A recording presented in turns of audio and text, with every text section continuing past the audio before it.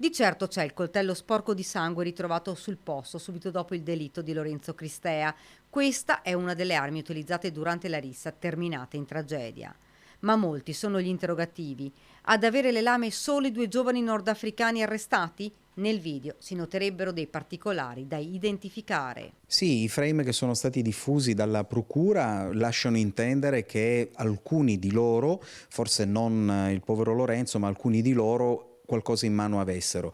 In questo momento non siamo in grado di stabilire cosa possa essere, cosa potesse essere. Speriamo che l'ottimizzazione dei filmati, ove possibile, consenta di identificare questi oggetti. Nella rissa sono stati accoltellati 4 giovani, uno è morto poco dopo l'arrivo in ospedale. Badr però insomma delle armi in genere ha parlato.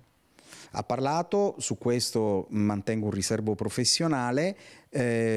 Quello che riferisce, questo posso dire se non nello specifico, è che è diverso la ricostruzione anche con riferimento alle armi rispetto a quella che in questo momento è la tesi accusatoria. Insomma, alcuni aspetti di questa terribile vicenda sono ancora da ricostruire. Il gruppo italo-rumeno, dopo la lite in discoteca, sarebbe salito in auto per tornare a casa, ma lungo la strada ha incontrato i due giovani di origine marocchina. L'inevitabile è accaduto. I ragazzi sono scesi dalle auto ed è iniziato lo scontro. Calci e pugni, poi sono spuntate le armi.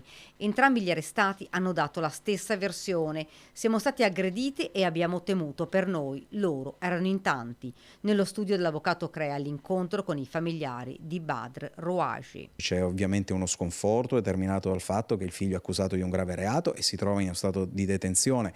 Poi, proprio come genitore, non soltanto del figlio detenuto, ma anche di altri 4 figli, ovviamente si sono immedesimati immediatamente nella posizione, nello stato d'animo dei genitori del povero Lorenzo, e ovviamente da genitori non possono che provare sofferenza anche nei confronti dei genitori per questa tragica scomparsa. Lunedì l'esame autoptico sul corpo della vittima mentre si attendono gli accertamenti su 2 coltelli trovati.